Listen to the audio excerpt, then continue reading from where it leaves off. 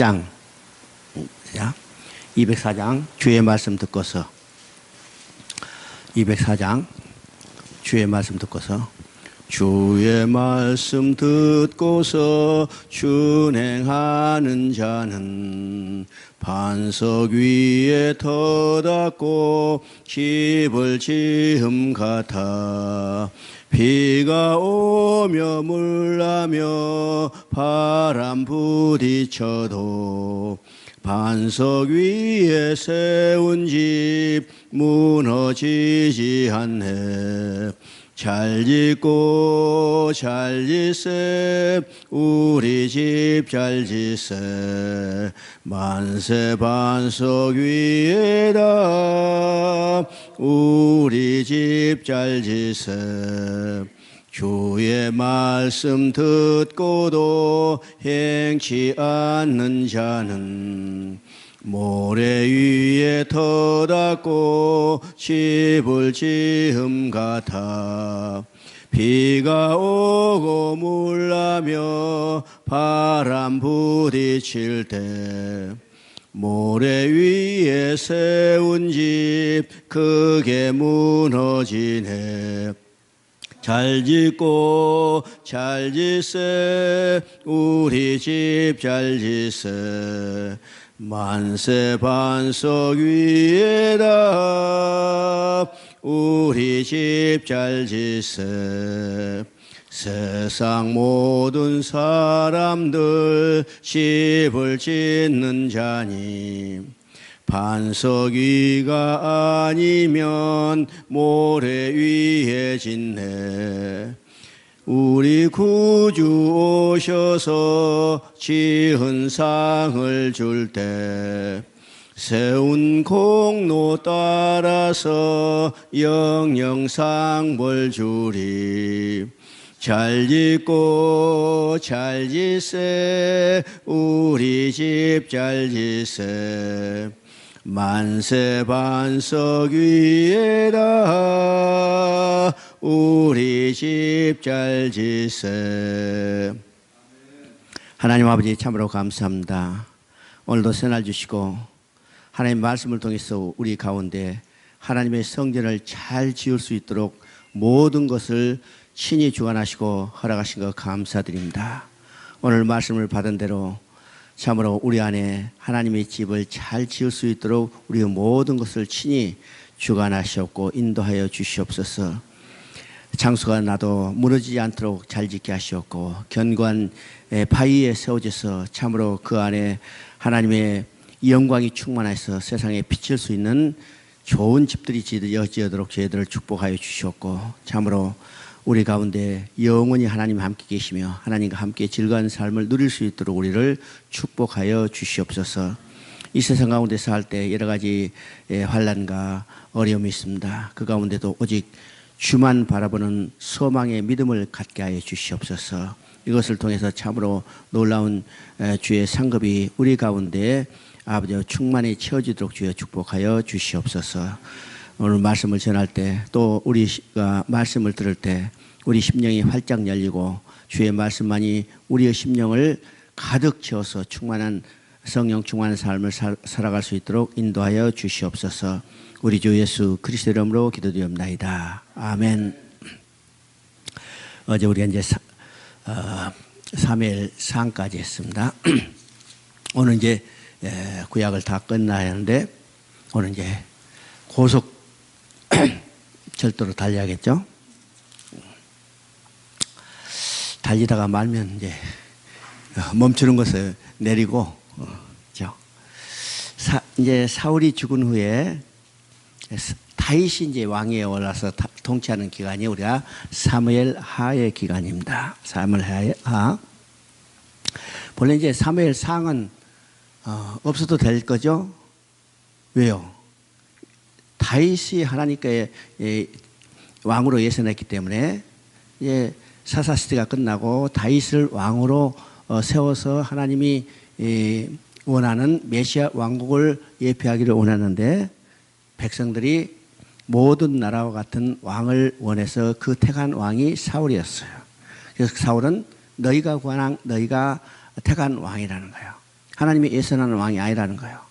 하나님이 그것을 허락하셨지만은 결국 사울은 죽고 상하고 매장되는 것으로 종말을 보게 되죠.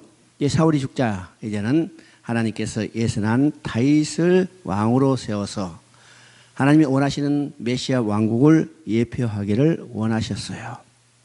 그러면 사울 왕국과 다윗 왕국이 어떻게 다를까?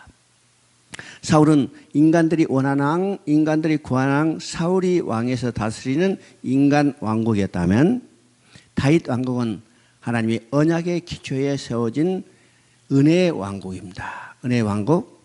그러면 이것을 어떻게 우리가 알 수 있을까? 사울이 40년 동안 통치하는 동안 하나님의 언약궤는 어딘가 알 수 없는 기랏 예라리암인 곳이라는 것에 방치되어 있어요.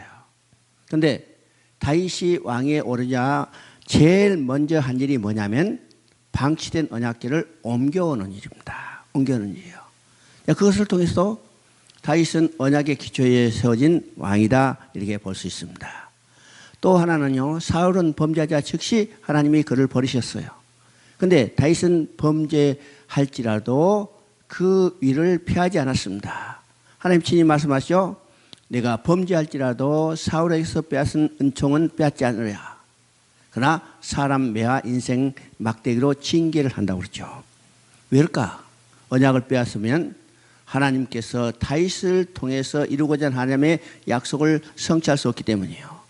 그러나 범죄할지라도 사람 매와 인생 채찍으로 징계를 받지만은 그 은총은 빼앗지 않으신다고 그렇습니다. 이것이 사울 왕국과 다윗 왕국의 차이죠. 자, 다윗이 죽은 후에 어떤 아말렉 청년이 사울의 머리를 가져왔어요. 그때 1장에 보면 다윗이 그 청년을 죽입니다. 우리 같으면요, 야, 원수였고 또 자기를 죽이려 했던 사울을 머리를 가져서면 야, 참 대단하다 환영하고 그를 대우해 줄 것 같은데 아말렉 청년을 죽였어요. 왜일까? 왜일까? 아말렉은 누구요? 철저히 원수죠. 원수의 선에서 하나님의 기름 부은 자가 죽임을 당한 것은 누구의 수치요? 하나님 자신의 이름이 모독받고 영광이 훼손되는 거예요.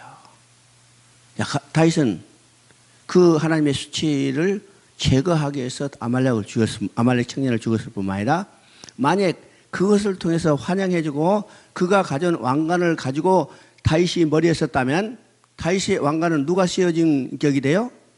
아말렉 청년이 씌워진 격이 돼요.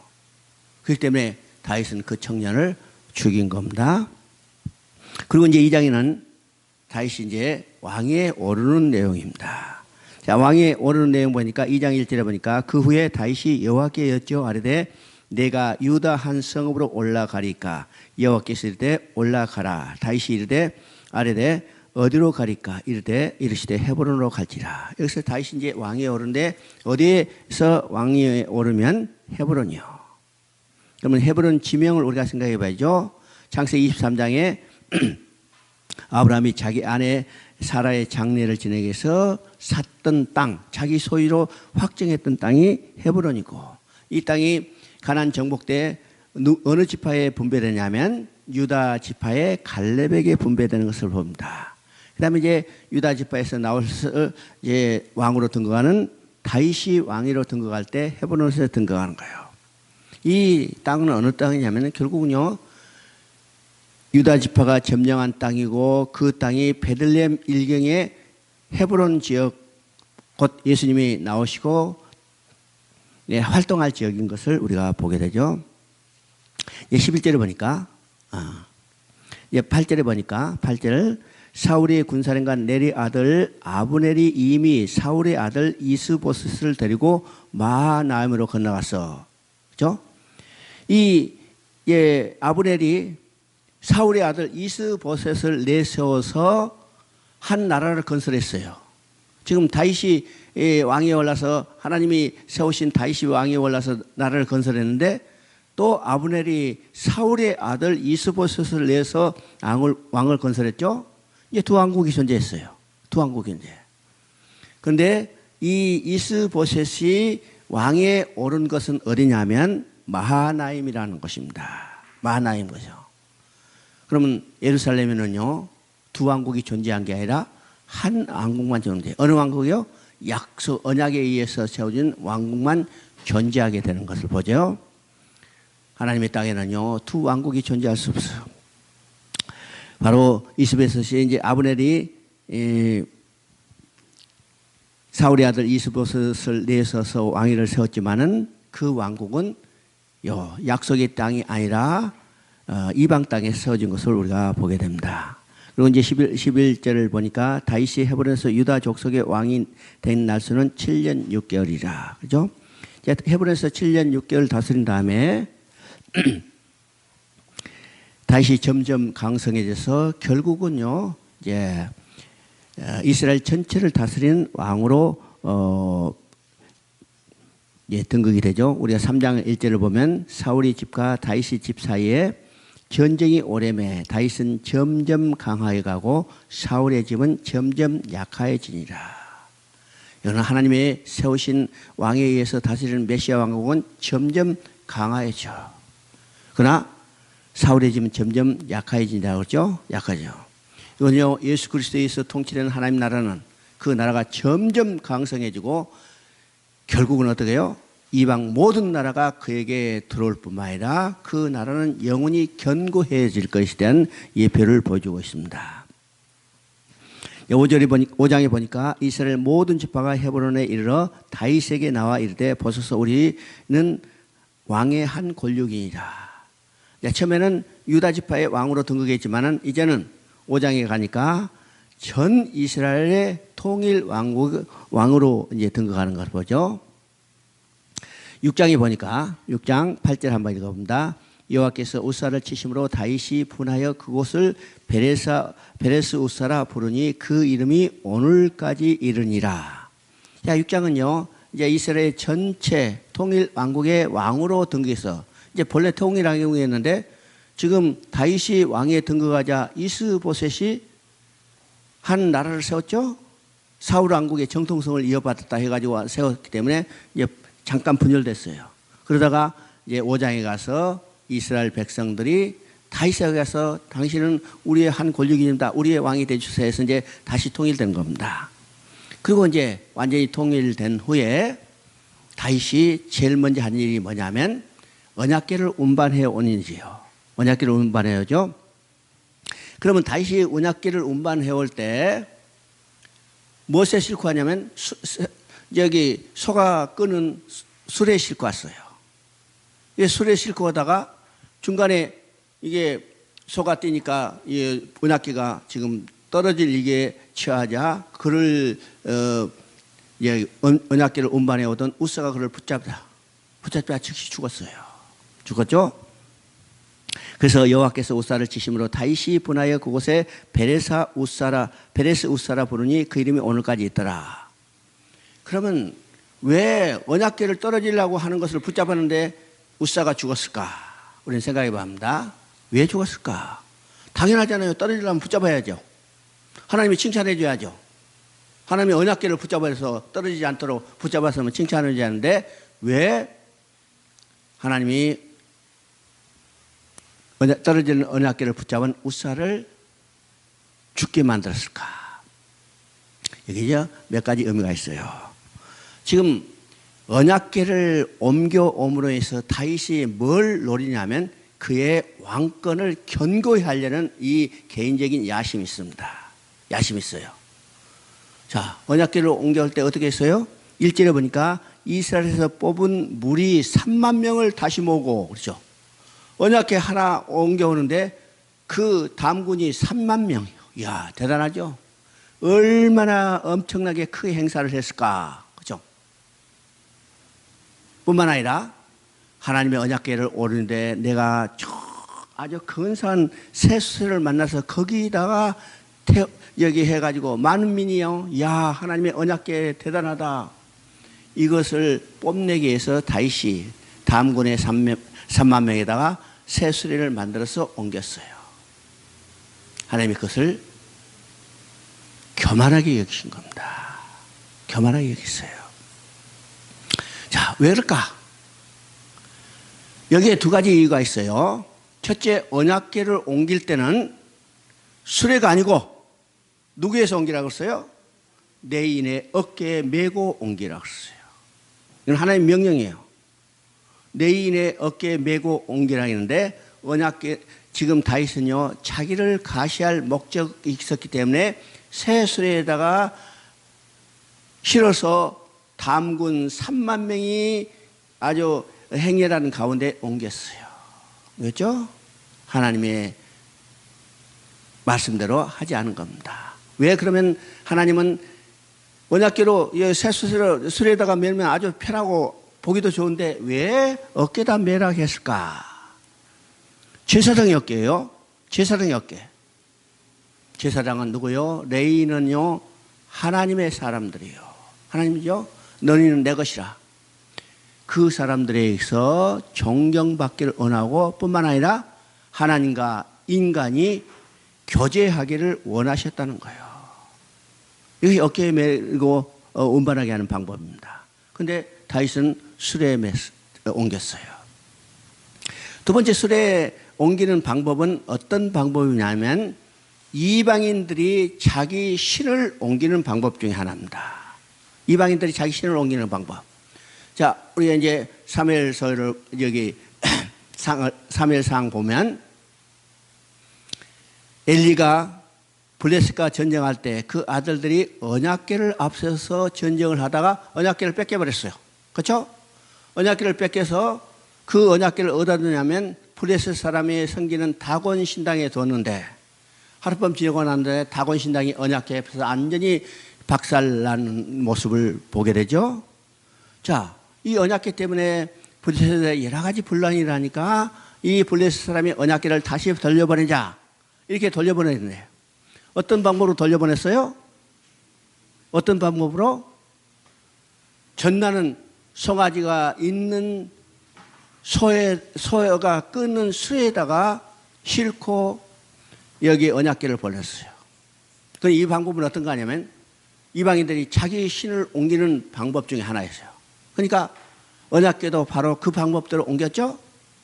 다윗이 바로 그 방법을 쓰는 겁니다. 어떤 방법? 이방인이 자기 신들을 옮기는 방법. 그죠? 언약궤를 수에다 싣고 와서 하나님이 그것을 징계할 수밖에 없죠. 그렇기 때문에 언약궤가 움직일 때 붙잡았던 우사가 죽게 되는 것을 보게 됩니다. 7장에 보면요, 이제는 다윗이 나라를 다스릴 때 자기 왕궁은 백양목으로 잘 짓고 나라를 통치할 때 어느 날 보니까 밖에는 하나님의 성전이 초라하게 있어요.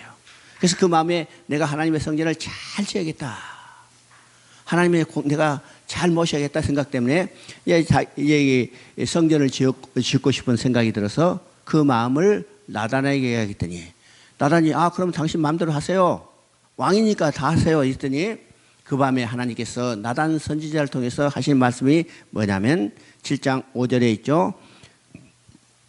가서 내 종 다윗에게 말하기를 여호와께서 이와 같이 말씀하시되 내가 나를 위하여 내가 살 집을 건축하겠느냐. 이 말은 하나님께서 하신 말씀입니다. 다윗, 하나님 내가 살 집을 건축하겠느냐. 11절에 보면 전에 내가 사사에게 명령하여 내 백성 이스라엘을 다스리는 때와 같지 아니하고 너를 모든 원수에게서 벗어나 편히 쉬게 하리라. 여호와가 또 내게 이르노니 여호와가 너를 위하여 집을 짓고. 그렇죠? 그럼 5절과 지금 11절을 연결하면 하나님께서 말씀하신 거예요. 다윗, 내가 나를 위하여 내 살 집을 짓겠느냐? 아니다.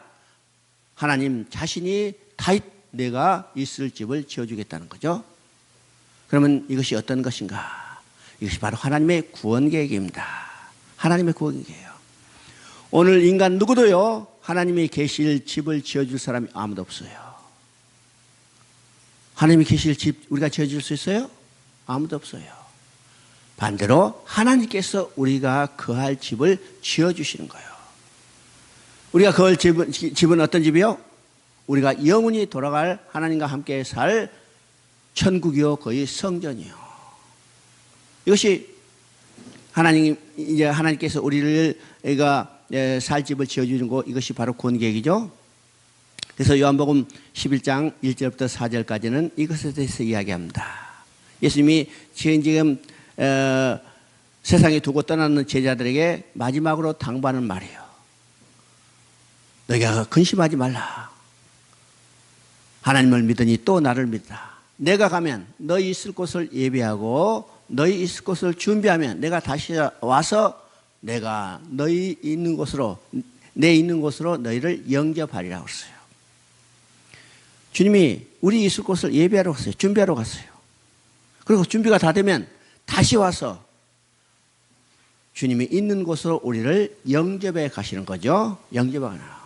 그럼 이건 어떤 말인가? 주님은 어떤 방법으로 우리가 있을 집을 지어주실 것인가?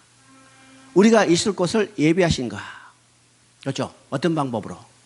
여기서 중요한 의미를 우리가 보게 됩니다. 우리가 있을 집은 통나무로 짓는 집이 아니요, 벽돌로 짓는 집이 아니요, 하나님과 인간이 함께 계는 바로 그 성전이요. 그 성전은 가시적 건물이 아니겠죠.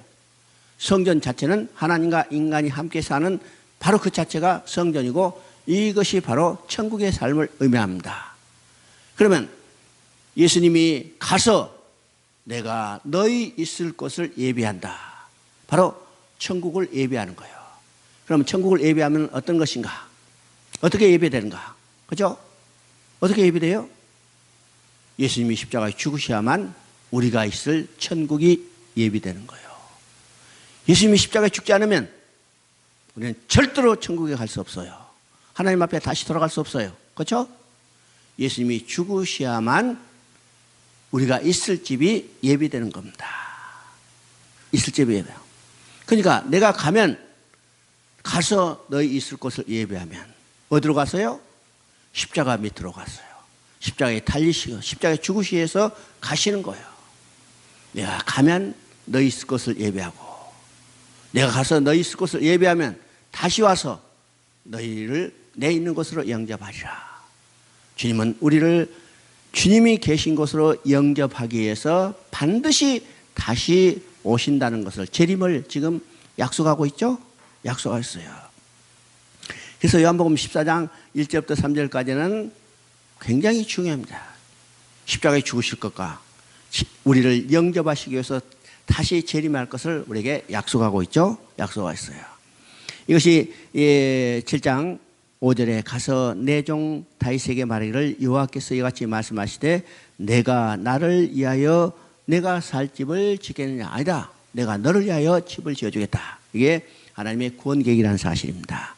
자, 6절을 보니까 내가 이스라엘 자손을 애굽에서 인도하여 내던 날부터 오늘까지 집에 살지 아니하고 장막과 성막 안에 다녔나니. 그렇죠. 다녔나니. 자, 살지 아니하고 다녔나니. 여기서 이제 집과 살았다는 말과 또 성막과 천막의 안에서 다녔나니, 이 두 개념이 있어요. 그러면 너희를 애굽에서 인도해 내던 날부터, 그렇죠? 기점이 어디냐면 출애굽이요. 출애굽이죠. 출애굽 때부터 내가 너희를 집에서 거하지 않고 장막과 천막에서 안에서 있으면서 다녔나니. 그렇죠? 그러면 여기 어떤 개념이냐면 집과 천막이라는 개념이요. 집과 천막. 그럼 여기서 집의 개념은 옮길 수 없는 고정된 건물의 개념이 바로 집입니다. 그죠? 이 건물은요, 옮길 수 없죠. 이 건물은 옮기려면 완전히 뜯어버려야 해요. 그럼 옮기는 게 아니요. 다시 짓는 거지. 그렇죠? 그래서 집이라는 개념은 옮길 수 없는 고정된 건물의 개념입니다. 그러면 이 옮길 수 없는 고정된 건물의 개념은 더 나아가서 어떤 개념이냐면 모든 일을 다 마치고 쉬는 개념이에요. 어떤 사람이 직장에 가서 일하다가 시간이 돼서 나 집에 가야 한다 하면 그 집에 간다는 개념은 어떤 개념이요? 이제는 일 마치고 집에서 쉬러 간다는 말이에요. 그러니까 여기서 집의 개념은 옮길 수 없는 고정 건물이고, 옮길 수 없는 고정 건물은 이라는 개념은 모든 일을 다 마치고 쉬는 개념인데, 그럼 지금 뭐라고 말씀하세요?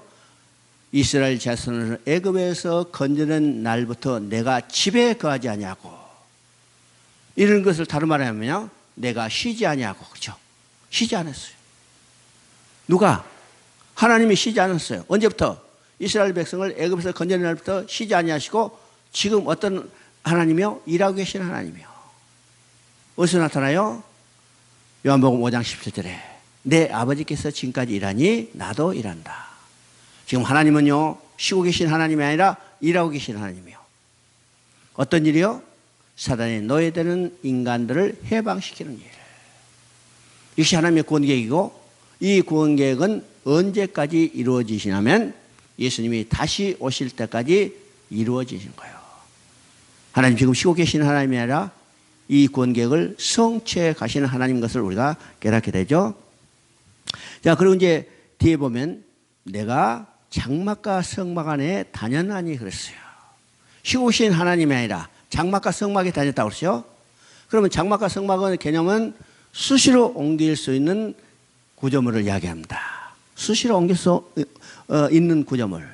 오늘 등산 가거나 캠핑 가면 이 천막 다 가지고 가죠. 그럼 수시로 천막 쳤다가 다시 올 때는 뜯어 가지고 와요. 가장 대표적으로 우리가 이야기할 수 있는 군인들이에요. 군인들은 배낭 안에 천막이 있어.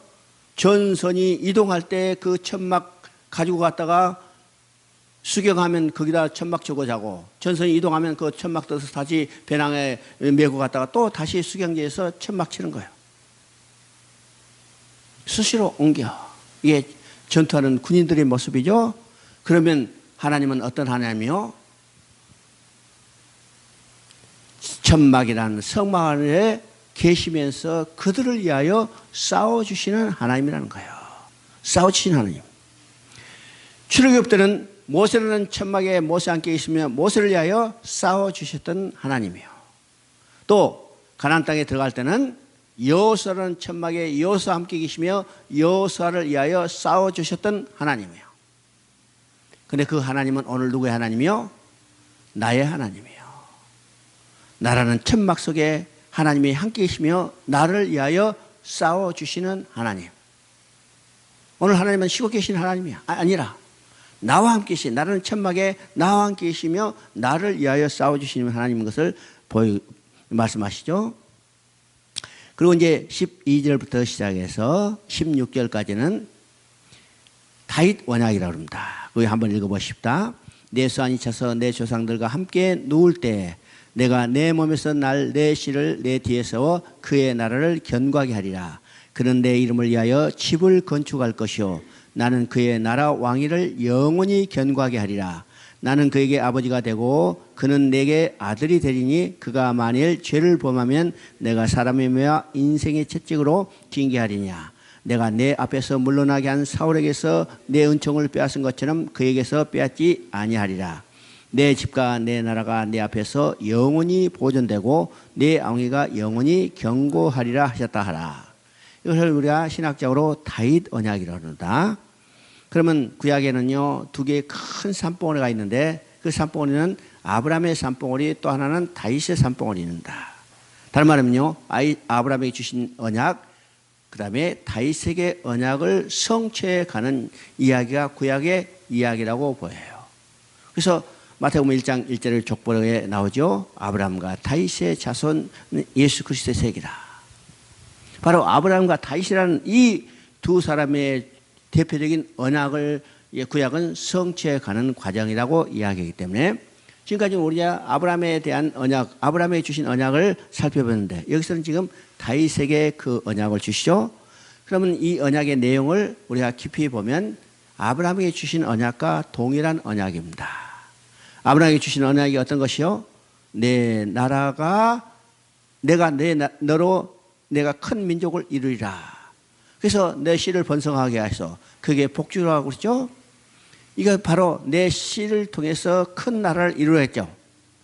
바로 이것이 다윗에게 주신 언약과 동일한 언약인 것을 보게 되죠. 그래서 13절에 보니까 내 몸에서 내 씨를 내 뒤에 세워 그 나라를 견고하게 하리라. 뿐만 아니라 13절에 보니까 그는 내 이름을 위하여 집을 건축할 것이요 나는 그의 나라 왕위를 영원히 견고하게 하라 했죠. 16절에 보니까 내 집과 내 나라가 내 앞에서 영원히 보존되고 내 왕위가 영원히 견고하리라 하셨다 하라. 그렇죠. 그러면 이 언약은요, 1차적으로 누구의 성취되냐면 다윗의 아들 솔로몬에서 성취됐어요. 솔로몬이 다윗의 일을 받아서 그 나라를 통치하게 됐고, 솔로몬이 그 성전을 건축했어요. 그러니까 1차적으로 솔로몬에서 성취됐지만은 우리가 봅니다. 솔로몬에서 이어졌던 왕위가 영원히 견고했어요. 유다 시드기야 왕 때 바벨론에서 유다가 멸망하고 말았어요. 또 성전이 영원히 견고해요. 유다가 멸망할 때 그 성전도 불에 타고 없어졌어요. 그러면 여기서 내 나라가 영원히 견고하고 내 집이 영원히 보존되리라. 이 약속은 어떤 약속인가? 누구에게 주신 약속인가? 다윗의 후손 가운데 오실 영원한 왕이신 예수 그리스도에서 세워질 것을 예언하고 있습니다. 예수 그리스도에 세워진 나라는 그는 영원한 나라죠. 그 나라는 견고하죠. 또 예수 그리스도는 자신이 친히 성전이 됐어요. 그 성전은 영원한 성전이요, 참 성전이요, 마지막에 완성될 성전을 보여주고 있죠. 그래서 내 집과 내 나라가 내 앞에서 영원히 보존되고 내 왕위가 영원히 견고하리라. 이 예언의 말씀은 곧 그리스도에서 성취된 것을 우리가 누가복음 1장 31절부터 33절까지 봅니다. 그 다음에 이제 하나님께서 다윗도 범죄할 것을 아셨고 솔로몬도 범죄할 것을 아셨어요. 뿐만 아니라 인간 누구도 다 범죄할 것을 이미 알고 계세요. 민수기 15장에 말씀하시죠. 너희가 부지중에 범죄하거든. 율법을 주셨지만 인간 누구도 율법을 다 지키지 못하고 범죄할 것을 하나님은 다 알고 계세요.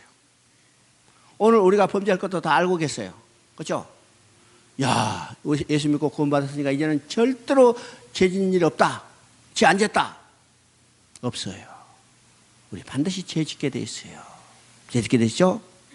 그래서 요한 1서에서는요, 죄를 짓지 아니했다면 하나님을 거짓말하는 자라고 만든다고 그랬죠. 그 말은요, 우리가 구원받았다 하지만 반드시 죄를 지을 수밖에 없다는 것을 이야기해요. 하나님도 아시죠? 너희가 반을 범죄하거든. 죄를 짓는 것을 아셨어요. 그러면 죄를 지었으면 어떻게 할 건가? 야, 너 또 죄 지었어? 너희 멸망받을 수 없구나. 이렇게 하시지 않는다는 거예요. 지금 14절 15절 그러니까 그가 만일 죄를 범하면 내가 사람의 묘와 인생 채찍으로 징계하리냐. 징계는 하신다고 그랬죠? 징계는 하시지만 어떻게 했어요? 내가 내 앞에서 물러나게 한 사울에게서 내 은총을 빼앗은 것처럼 그에게서는 빼앗지 아니하리라. 은총은 절대로 빼앗지 않으신다고 했어요. 사람 묘와 인생 채찍으로 징계를 할전정 은총은 빼앗지 않아. 왜요? 은총을 빼앗아버리면 하나님이 그들에게 주신 약속을 성취할 수 없고 그들은 다시 멸망의 길로 갈 수밖에 없죠. 그렇기 때문에 은총은 빼앗지 않아요. 그러나 범죄한 것에 대해서는 징계를 받게 됐어요. 징계를 받았어. 이건 우리에게도 그대로 적용된다는 사실을 알아야 합니다. 우리가 구원받았지만은 죄를 지었어요. 그럼 죄를 지으면 또 지옥 가고 멸망되는가? 아니라는 거예요. 은총은 빼앗지 않는다고 했어요. 그러나 죄 지은 것에 대해서는 어떻게? 사람 묘와 인생 채찍으로 징계받는다는 사실이에요. 그러면 이제 11장에 가면 다윗이 범죄했어요? 그러면 12장부터는 어떤 사건이요? 범죄한 것에서 징계받은 것을 보여주는 겁니다. 무서운 징계죠. 다윗이 낳은 아들이 죽고 그 다음에 또 어떻게 해요? 딸이 강간당해요. 이건 누구에게 강간돼요? 다른 사람에게 강간당하는 건 아니고 자기 아들에게 자기 딸이 강간당하는 놀라운 아주 무서운 일이 벌어지죠. 그러고 말미암아 어떻게 해요? 아들이 아들을 죽이는 또 살인이 벌어져요. 그런가 하면 어떻게 했어요? 아들이 아버지를 반역하는 이 일들이 벌어지죠. 이게 어떤 것이요? 사람 묘와 인생 채찍으로 징계하는 겁니다. 그러나 은총은 빼앗지 않죠. 은총을 빼앗아 버리면 하나님의 약속을 성취할 수 없기 때문이요. 은총을 빼앗지 않아요. 오늘 우리에게도 말합니다. 예수님이 말씀하시죠. 구원받은 우리들을 누가 내 손에서 빼앗아갈 수 있느냐. 아무도 빼앗아갈 수 없다는 거예요. 내 아버지 손에서도 빼앗아갈 수 없다는 거예요. 그래서 한 번 구원은 영원한 구원 것을 여기서 확실하게 이야기하고 있습니다. 오늘 어떤 데서는요, 구원을 상실할 수 있다고 이야기해요. 또 한국에서 그런 어떤 사람들이 진정으로 구원받은 성도도 진정으로 지옥 갈 수 있다 이렇게 이야기해요. 그러나 진짜로 구원받은 성도는 진짜로 지옥 갈 수 없어요. 그건 가짜로 구원받은 사람은 지옥 갈 수 있어요. 그렇죠? 하나님 예수님은 분명히 말씀하십니다. 교회에 알곡과 가라지가 있다는 거예요. 교회에. 우리 눈으로는 분별할 수 없어요. 그러나 교회에 알곡과 가라지가 있다는 거죠. 정말 알곡은 지옥 갈 수 없어요. 그러나 가라지는 갈 수 있어요. 우리가 이것을 분별해야 하는데 그것을 알지 못했기 때문에 야, 교회에 나온 사람은 다 구원받았고 이 사람들이 죄지면 지옥 간다 이렇게 이야기해요. 그러나 성경은 말합니다. 진짜 구원받은 사람은 여기서 이야기죠. 은총은 빼앗지 않느냐. 은총은 빼앗느냐. 그러면 여기서 이제 중요한 것을 우리가 한번 생각해 봐야 합니다. 이 의미가 무엇인가를 생각해야죠. 이 의미를. 그러면요, 성경은 지금 어떻게 이야기하는가? 성경은 두 가지 상반된 것을 이야기한 것처럼 보이는 성경이 있어요. 그러면 우리가 돌아가 봅니다. 로마서 6장을 한번 보십니다.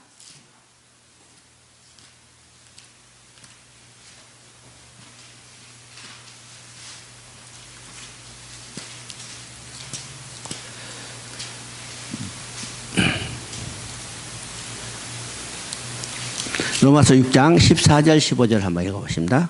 로마서 6장 14절 15절. 죄가 너희를 주장하지 못하리니 이는 너희가 법 아래 있지 아니하고 은혜 아래 있습니다. 그런즉 어찌하리요? 우리가 법 아래 있지 아니하고 은혜 아래 있으니 죄를 지으리요? 그럴 수 없느니라. 자, 여기 내용을 보면 우리가 이제 은혜 아래 있어요. 이건 다시 구원받았단 말이죠. 구원받았으면, 그렇죠? 구원받았으면 그런즉 어찌하리요? 우리가 법 아래 있지 아니하고 은혜 아래 있으니 죄를 지으리요? 그럴 수 없느니라. 그렇죠? 그럼 죄를 지을 수 없다는 거죠. 죄를 지을 수 없다는 거예요. 은혜 아래 있어. 이건 다시 쉽게 이야기하면 구원받았다는 이야기죠. 구원받았다면 죄를 지을 수 있느냐? 그럴 수 없느니라. 죄를 지을 수 없다고 확실히 이야기해요. 근데 우리 죄 지었어요? 안 지었어요? 죄 지었어. 그렇죠? 분명히 구원받았어. 내가 확신해. 근데 죄 지었어. 근데 로마서에서는요, 은혜 아래에 있으면 죄를 지을 수 있느뇨? 그럴 수 없느니라. 지을 수 없다고 분명히 이야기해요. 그러면 우리가 구원받지 못한 거요? 죄 지었다면 구원받지 못한 거요? 구원받았어요. 근데 죄 지었어요. 자, 요한일서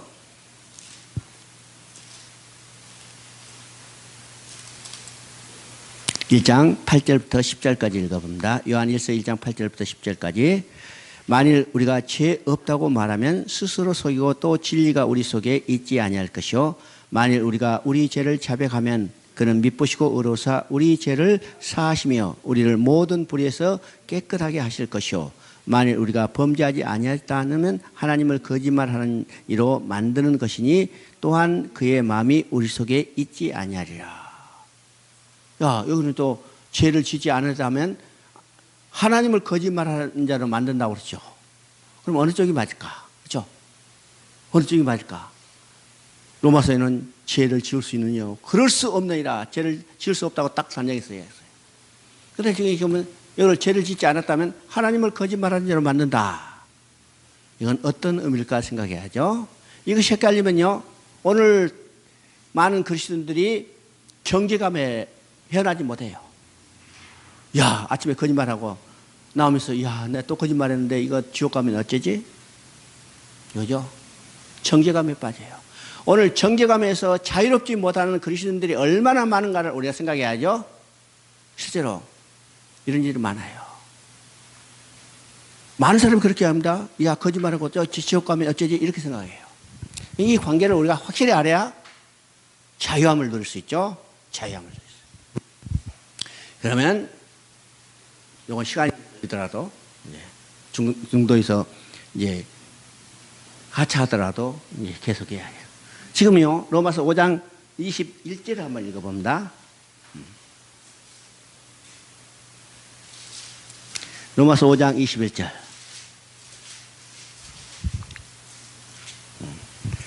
이는 제가 사망 안에서 왕노릇한 것 같이 은혜도 또한 그로 말미암아 왕노릇하여 우리 주 예수 그리스도로 말미암아 영생에 이르게 하니라.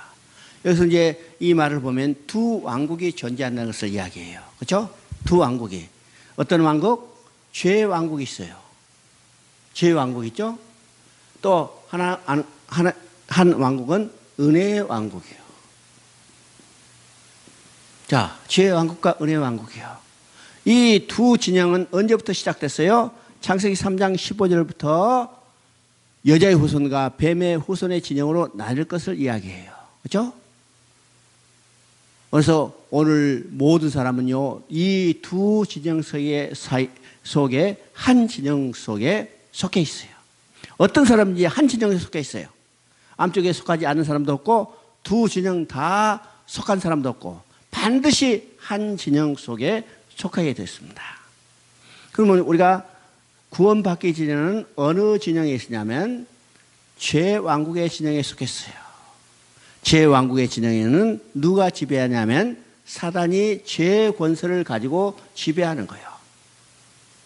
사단이 죄의 권세를 가지고 지배해. 이가 죄의 왕국입니다. 은혜의 왕국은 예수님께서 은혜의 법을 가지고 다스리는 것이 은혜의 왕국이에요. 그렇죠? 근데 우리는요, 구원받기 전에는 사단이 지배하는 죄의 권세를 가지고 지배하는 죄의 왕국에 살았어요. 죄의 왕국에 살았죠? 이때 법은 어떤 법이냐면 죄의 왕국에 사단이 지배할 때는 죄와 사망의 법이요. 죄와 사망의 법. 이것을 다른 말하면요, 율법이라고 그래요. 그러면 율법이 왜 하나님이 주신 거룩한 법인데 왜 여기서 율법을 죄와 사망의 법이라 할까? 그렇죠? 율법은 인간이 다 지킬 수 없어. 인간이 다 지킬 수 없죠? 인간이 다 지킬 수 없으면 어떻게 돼요? 죄인이요. 죄의 삭은 사망이요. 그렇죠? 그래서 여기서 율법을 죄와 사망의 법이라고 그래요. 바로 사단은 하나님이 주신 이 율법을 가지고 인간을 조종하는 겁니다. 야, 너 율법 다 못 지켰어. 너 죄인이지. 너 죽어. 이게 이 권세를 가지고, 죄의 권세를 가지고 일생 죽기를 무서함으로 매어 종론한 신세로 사는 것이 인간의 모습이에요. 이게 죄의 왕국의 모습이에요. 그래서 율법을 아래에 있으면 뭐 하냐면, 율법 아래 있죠. 율법 아래. 율법 아래 있으면 죄 아래 있고, 죄 아래 있으면 심판 아래 있고, 심판은 정죄고, 정죄의 삭은 사망이에요. 이것이 죄 왕국의 구조입니다. 구조. 율법을 아래 있고, 율법 아래 있으면 죄 아래 있고, 죄 아래 있으면 심판 아래 있고, 지금 로마서는 계속 그 아래 이야기를 합니다. 아래. 율법 아래 있고, 죄 아래 있고, 심판 아래 있고, 심판은 정죄고, 정죄에는 삭은 사망이에요.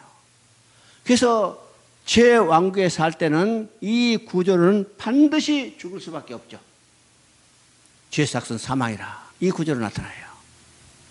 그런데 이제는 죄 왕국에 살던 우리가 어디로 왔냐면 은혜의 왕국으로 왔어요. 이게 구원받은 거죠. 구원받았어요. 그러면 우리 생각합니다. 죄 왕국에서 은혜 왕국으로 옮겨오는 것을 우리가 구원이라고 그러는데, 구원받았다고 하는데, 구원받을 때 우리가 변한 것과 변하지 않은 것이 있어요. 구원받았을 때 변한 것과 변하지 않은 것. 뭐가 변했을까? 뭐가 변했을까? 신분이 변했어요. 그죠? 신분이 변했어. 변하지 않은 거. 품성이 변하지 않았어요. 품성. 신분이 변했지만은 품성은 변하지 않았어요. 그렇죠? 우리 전도사님 잘 얘기했잖아요. 저 위에서 살 때는 죄와 사망에 할 때는 아주 죽을 수밖에 없는데 다시 이쪽으로 왔어요. 그러면 뭐 변했어요? 신분만 변했죠. 신분만 변했어요. 품성은 그대로 변하지 않았어. 야, 오늘 한국에 오니까 얼굴이 그냥 반짝반짝하고 예쁘게 생겼다. 말 한국말 아주 유창이잖아. 아직도 지금 저 한경도 말 그대로 하고 있는 거예요, 지금. 품성이 변하지 않아요. 품성이 변하지 않았기 때문에 제 왕국에 살던 그것이 그대로 나타나는 거예요. 그럼 이제 여기서 이제 중요한 겁니다.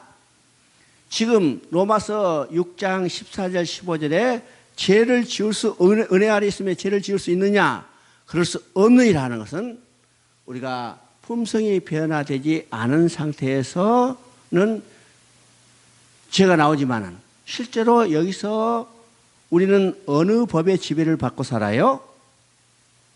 죄 왕국의 법의 지배를 받고 살지 않아요.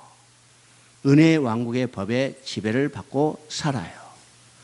로마서 6장 14절은 이제는 은혜 아래에 있으니까 죄를 지을 수 없느니라. 이 말은 죄 왕국의 법을 지배받지 않는다는 것을 확정하는 겁니다. 죄 왕국의 법을 지배받지 않아. 그러면 죄 왕국의 법의 지배를 받지 않고 은혜 왕국에 살 때 품성이 변화되지 않아서 아직도 죄를 지을 수밖에 없죠. 죄를 지을 수밖에 없을 때, 그래서 여러 죄를 짓지 않는다면 하나님을 거짓말하는 자로 만든다는 것이에요. 반드시 죄를 짓게 된다는 거예요. 그러면 여기서 죄를 짓게 될 때는 어떻게 된가? 은혜 왕국의 법은 어떤 것이냐면 정죄가 아니라 어떤 거예요? 용서예요. 어느 때? 고백하면 용서하리라. 고백하면 용서하리라. 그래서 우리는 죄 짓고 또 고백하면 정죄가 아니라 우리는 용서받는다는 사실이죠. 우리는 용서받는다는 확신이에요. 자, 그래서 이제 로마서 8장 1절 2절의 말씀도 바로 여기서 이 도표로 그대로 나타나죠. 그대로 나타나요. 로마서 8장 1절 2절 읽어보십니다. 로마서 8장 1절 2절. 그러므로 이제 그리스도 안에 있는 자에게는 결코 정죄함이 없나니 이는 그리스도 예수 안에 있는 생명의 성령의 법이 죄와 사망의 법에서 너를 해방했습니다. 자, 여기 봅니다. 자, 이제 그리스도 안에 있는 자에게는, 그렇죠? 누구요? 그리스도 안에 있는 자에게는 결코 정죄함이 없나니. 여기 정죄예요.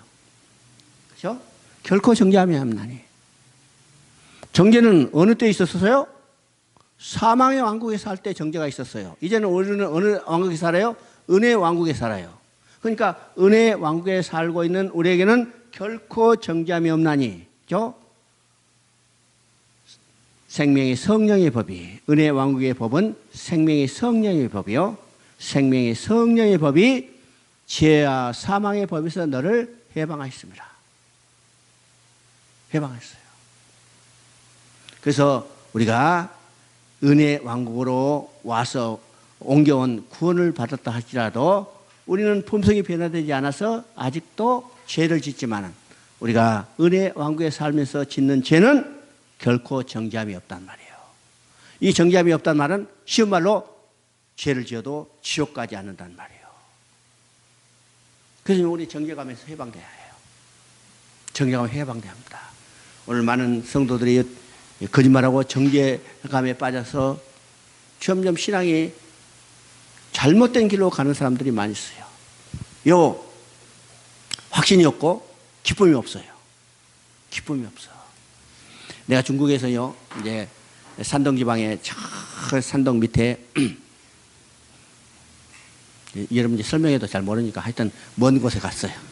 먼 곳에 갔어. 시골 저 갔었는데 거기 이제 신학교가 있어가지고 누가 어떤 중국 사람이 신학교를 해가지고 내가 이제 거기서 계속 이제 강의를 하는데, 근데 그때는 할빈 살 때요. 거기서 할빈까지 올라오면 24시간을 기차를 타고 와야 해요. 그러니까 밤 기차 계속해서 타고 하루 종일 타고 이제 거기 가는데 거기서 이제 강의 이제 금요일 끝나고 기차를 몇 시냐면 밤 9시에 있어요. 밤 9시에. 9시에 있으니까 이제 12시 이제 끝나고 점심 먹고 9시까지 이제 기다려야 하잖아요. 그래서 이제 시간이 있으니까 그 학생 중에 교회를 하는 학생 그 교회를 이제 갔어요. 그래서 한 1시간쯤 되니까 이제 밥 먹고 차 타고 이제 거기 갔어. 그래서 이제 그 교회 이제 그 같이 이제 여러 사람이 갔으니까 가서 이제 거기서 차를 마시고 이야기를 하는데 그 학생이 딱 그러는 거야. 일어서서 아주 90도로 절하면서 선생님 정말 고맙습니다. 그래요. 정말 고맙습니다. 그래서 왜 그러냐고 했더니 자기가 거기서 여기 그 교회를 시작한 지 15년이 됐는데 자기가 설교하고 복음을 전해도 한 번도 확신을 가지고 전한 적이 없다는 거예요. 왜냐?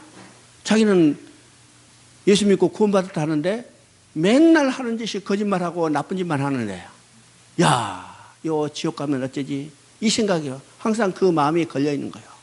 걸려있어. 그러니까 확신이 없으니까 확신 있게 복음을 전하지 못했죠? 항상 그 마음이 무거운 건데 무거운데 이번 그때 히브리서를 강의했어요. 히브리서를 통해서 이제는 내가 정죄감으로부터 확실하게 해방될 수 있습니다. 너는 이제는 자신 있게 복음을 전할 수 있다고 이렇게 이야기한 거예요. 이게 중요한 겁니다. 오늘 그 사람뿐만 아니라 많은 사람들이 이것에 대한 확신이 없어요. 확신이 없어요. 그러면 이제 한 번 더 나가야 합니다. 자, 이제는 죄를 지을 수 없는, 죄를 짓지 않으면 하나님을 거짓말하는 자로 만든다. 우리는 죄를 지을 수밖에 없다. 죄를 지어도 정죄받지 않는다. 지옥 가지 않는다. 그럼 맨 죄 짓고 살아도 되겠느냐? 그렇죠? 그럴 수 없느니라. 죄 지을 수밖에 없지만은 맨 죄 짓고 살아도 되느냐? 그럴 수 없느니라. 그렇죠? 그럴 수 없느니라. 이거 미국의 이제 어떤 신학자가 이것에 대해서 이렇게 썼어요. 모든 생물은요, 자기가 가지고 있는 생명률에 근거해서 산다는 거예요. 생명률. 좀 생소한 말이죠. 그러면 그 생명률이라는 의미가 뭘까? 생명률.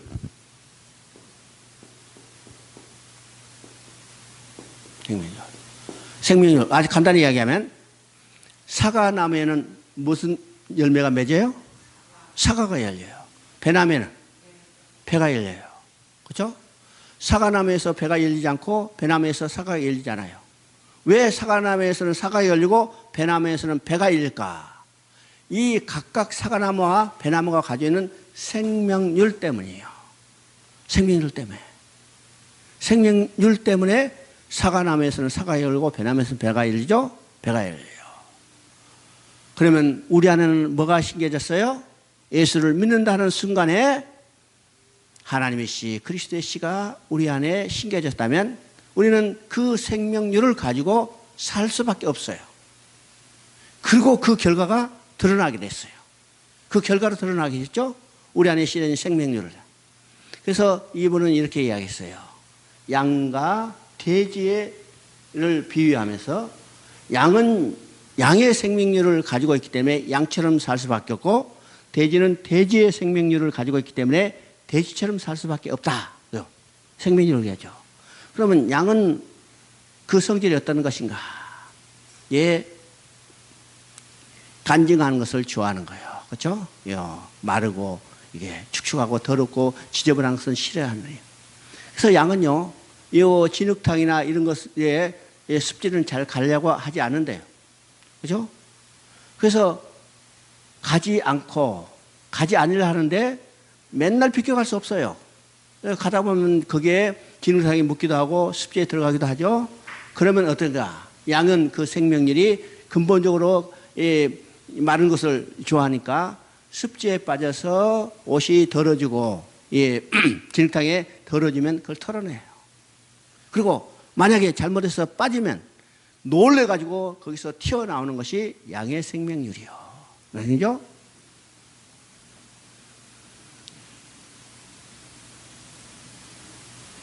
근데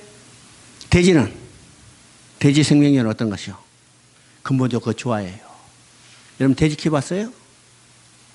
내가 이제 군대 제대하고 저 돼지선을 가는데 그게 직책이요 후생과정이에요. 그러니까 온갖 굳은 일은 다 해. 심지어 뭐예요? 돼지치기도 하고 식당도 하고 기숙사 뭐 다 하는데 그게 돼지치기를 했어요. 왜? 돼지를 칠 수밖에 없는 이유가 식당을 운영하는데 그 짠반이 엄청 나오잖아요. 그걸 처리할 방법은 돼지를 키우는 방법이 없어요. 돼지.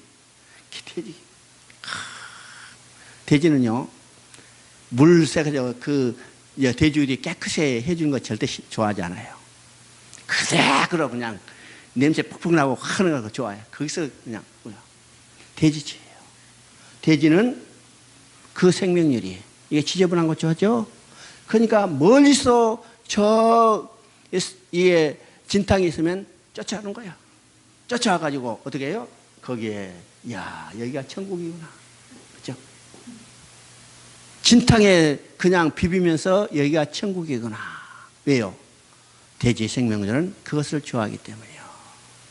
그러면 우리는 어떤 생명률을 가지고 있다고 비유할 수 있어요? 양의 생명률을 가지고 있기 때문에 진탕을 좋아하지 않을 뿐만 아니라 진탕을 싫어하고 진탕이 있으면 비껴가고 만약에 잘못해서 빠지면 거기서 놀래가지고 튀어나오는 거예요. 그러니까 우리가 죄를 점점점 어떻게 적게 지어가며 거룩한 삶을 살아가는 것이 그리스도인의 삶이죠. 여러분 이 관계를 이제 확실히 알아야 합니다. 자,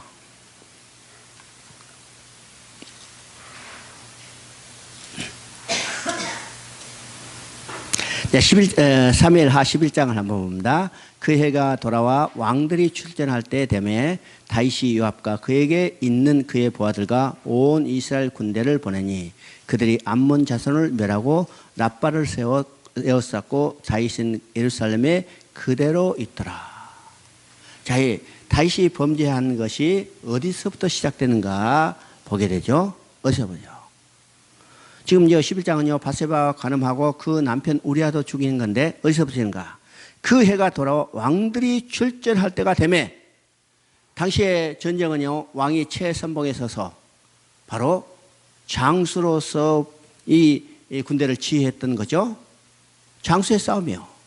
근데 지금 다윗은요, 지금까지는 여러 번의 전쟁에서 친히 나가서 전쟁에 승리했지만은, 지금 이 전쟁에서는 어떻게 했어요?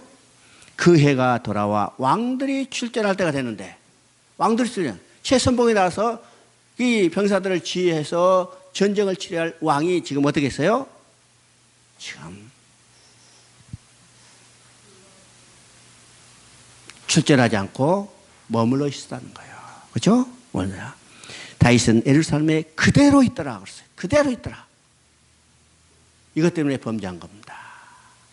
범죄한 거죠. 우리가 언제 범죄할까? 바쁠 때 범죄하지 않아요.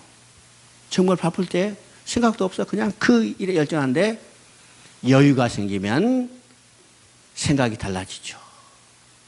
생각이 달라져. 그래서 하나님 말씀하시죠. 너희가 섰다 할 때 조심하라. 섰다 할 때 조심하라. 섰다 할 때 넘어질까 조심하라.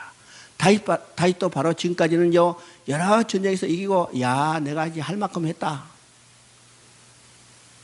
이렇게 생각하는 순간에 그는 넘어지고 말았어요. 넘어지고 말았죠? 그 결과로 엄청난 비극이 다윗 과정에 나타난 것을 보게 됩니다. 이제 12장을 보면, 12장에, 다윗이 범죄하죠. 다윗이 범죄할 때 누구를 통해서 지금 책망하냐면 4절에 7절에 보니까 나단이 다윗에게 이르되 당신이 그 사람이라 이스라엘 하나님 여호와께서 이같이 이르시기를 내가 너를 이스라엘 왕으로 기름 붓게 하여 너를 사울 손에서 구원하고 그렇죠? 지금 나단을 통해서 다윗의 죄를 책망합니다. 가난한 자의 양 한 마리를 빼앗은 것이 바로 당신이다. 그때 다윗이 그 앞에서 간절히 기도하는 것을 우리가 보게 됩니다. 그래서 이제 14절에 보니까 이 일로 말미암아 여호와의 원수가 크게 비방거리를 얻게 하였으니 당신이 낳은 아이가 반드시 죽으리라.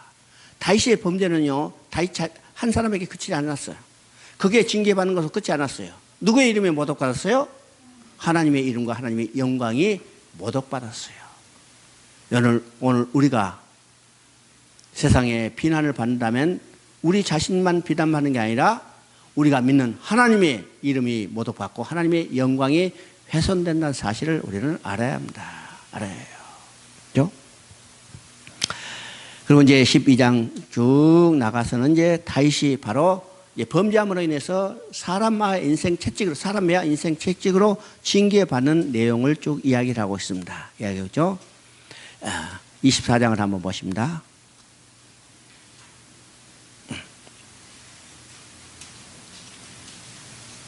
24장 1절 여호와께서 다시 이스라엘을 향하여 진로하사 그들을 치시려고 다윗을 격동시키사 가서 이스라엘과 유다의 인구를 조사를 하신지라. 다윗이 이제 통치 말기에 인구 조사를 했어요. 이 인구 조사는 하나님이 명령하신 게 아니라 여호와께서 이스라엘을 향하여 진로하사, 그렇죠? 이 말은 진로했다는 말은 하나님이 명령하지 않은데 다윗이 자기 자신을 세워보기 위해서 어떻게 통치를 잘하는가를 드러내보기 위해서 지금 인구조사를 해요. 인구조사죠. 그러면 이 인구조사 결과 하나님부터 징계를 받아요. 그 징계의 조건은 세 가지였죠. 7년 기근과 석 달 도망 다니니까 그 다음에 3일 전염병이에요. 셋 다 지금 어려운 거죠. 그때 하나님이 그러면 3일 온역, 3일 전염병을 택해서 다윗에게 징계를 가했어요. 그럼 징계 결과 몇만이 죽었냐면 3만 명이 죽었죠. 7만 명이 죽었죠. 3일 전염병으로 7만 명이 죽었다. 이건 엄청난 재앙입니다. 우리가 작년에 보니까 한 달 메르스로 인해서 몇 명이 죽었어요? 3만 5천? 35명 죽었어요. 35명. 한 달 동안 온 나라를 쑥대밭으로 만들었던 이 사건이 결국 몇 명이 죽었냐면 35명밖에 안 죽었는데 3일 전염병으로 7만이 죽었다면 얼마나 큰 엄청난 징계예요? 징계? 그러면 왜 인구조사가 뭐가 잘못됐기 때문에 3일 온역으로 3일 전염병으로 7만이 죽는 이 엄청난 징계를 받게 됐을까? 크게 두 가지 이유 때문입니다. 하나는 성경에서 인구조사는요, 누가 누구를 위해서 인구조사를 하냐면 하나님의 전쟁을 치를 하나님의 군사를 개수했어요. 인구조사가 어디에 나와요? 민수기 1장에 나옵니다. 1장 3절에 또 민수기 26장 2절에 나와요. 그 내용은 똑같죠? 하나님께서 여호와의 전쟁을 치를 여호와의 군사를 개수하라. 20세상으로 개수하라고 했어요. 그러면 인구조사는요, 하나님이 전쟁을 치를 하나님의 군사를 개선하는데 지금 다윗이 인구조사라는 것은 하나님 명령하신 것도 아니요. 자기 자신이 자기를 세우기 위해서 인구조사했어요. 그럼 인구조사했다는 건 누구에 대한 도전이요? 하나님께 대한 도전이요. 하나님의 주권에 대한 지금 대항하는 거죠. 그렇기 때문에 다윗의 교만을 꺾기 위해서 하나님은 3일 온역에 7만이 죽는 엄청난 징계를 받게 돼요. 또 하나의 이유는 출애굽기 30장 11절 12절에 보면 인구조사를 할 때 생명의 속전을 내라고 그랬어요. 생명의 속전을 내. 왜 생명의 속전을 낼까? 한 사람 한 사람 이 머릿수를 세할 때마다 그 사람의 생명이 누구에 의해서 속함을 받았는가를 알게 하게 해줘. 그러면 우리에게 누구에 의해서 속함을 받았어요? 예수 그리스도의 피값으로 우리는 속함을 받았어요. 이것을 알게 해서 생명의 속전을 내라고 했어요. 생명의 속전을 낼 때 부자라도 많이 내지 말고 가난한 자라도 적게 내지 말고 모든 사람이 똑같이 반세계를 내라고 했어요. 왜일까? 부자의 생명이나 가난한 자의 생명이나 생명의 값은 동일하기 때문이요. 생명의 값은 동일하기 때문에. 오늘요, 생명의 값이 동일하지 않는 것들이 이 세상에 나타나죠.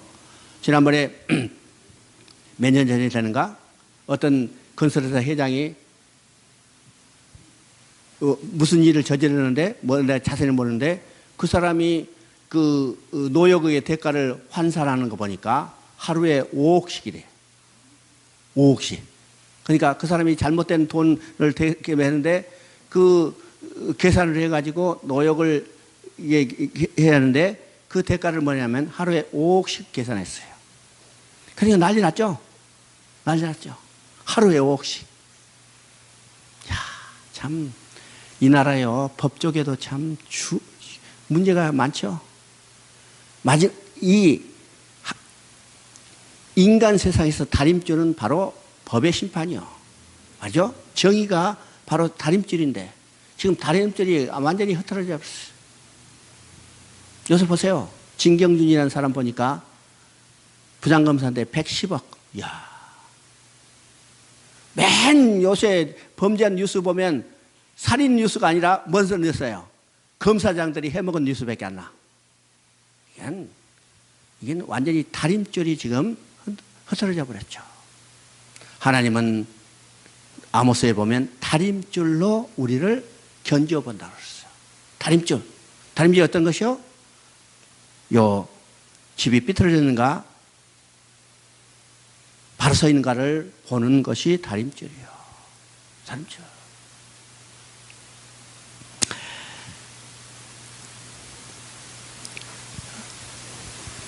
하나님은요, 다윗이 여기 생명의 속전을 내렸어. 생명의 속전은 부자라도 많이 내고 가난한 자라도 적게 내지 말고 모든 생명의 가치는 동일하기 때문에 반세계를 내라고 그랬습니다. 반세계를 내라고.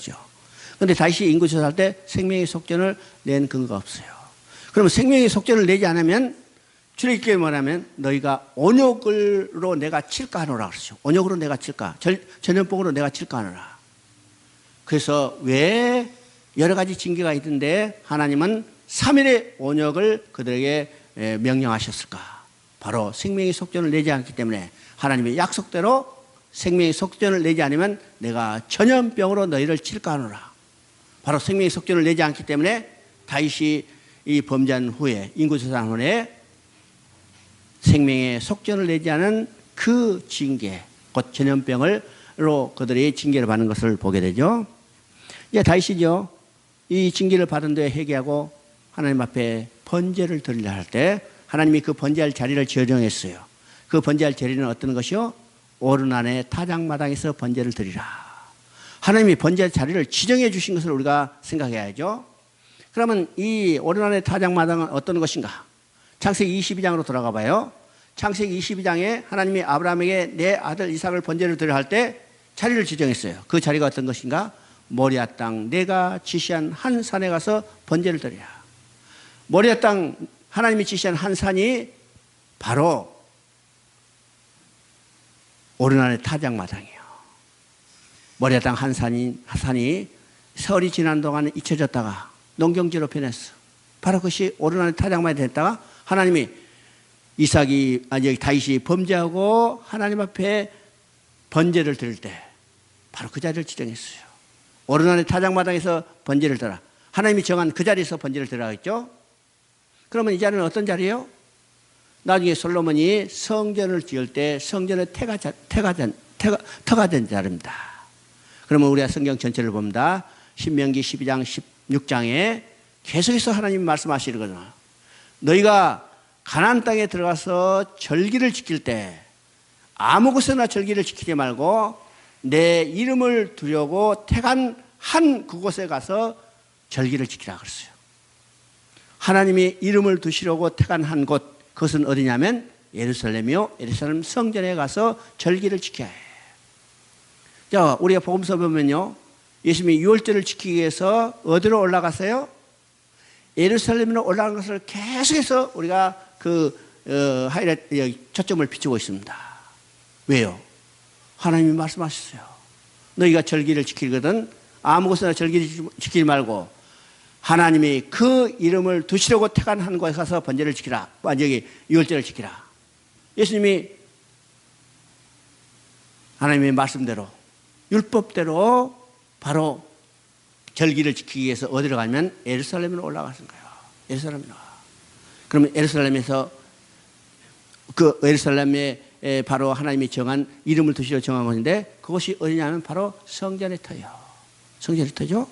그것이 어떤 것이었어요? 아브라함이 이삭을 드릴 때 모리아 땅 한 산이고 다윗이 범죄하고 번제를 드릴 때 하나님이 정한 아르논의 타작마당이고 솔로몬이 성전을 지을 때 바로 그 자리가 하나님이 이름을 두시고 택한 그곳이요. 하나님이 이름을 두시고 택한 그곳에서 번제가 드리자고 성전이 지어야 해요. 그럼 번제는 무엇에 대한 예표요? 예수님께서 우리를 위하여 제물로 드릴 것을 예표고 성전도 하나님께 나아가는 길을 보여주는 그리스도예요. 그러면 바로 번제도 그 자리에서 드리자고 성전도 그 자리에 지어지지 않은 것은 다른 말을 하면 우리가 하나님 앞에 나아갈 수 있는 유일한 것은 그 자리에 세워진 십자가에 달린 예수 그리스도를 통하지 않고는 나갈 수 없다는 거예요. 그 자리는 어떤 자리예요? 갈보리 십자가예요. 갈보리 십자가를 통하지 않고는 우리가 하나님 앞에 나아갈 길이 없음을 성경은 증거하고 있습니다. 증거하고 있어요. 자, 잠깐 쉬었다 싶다.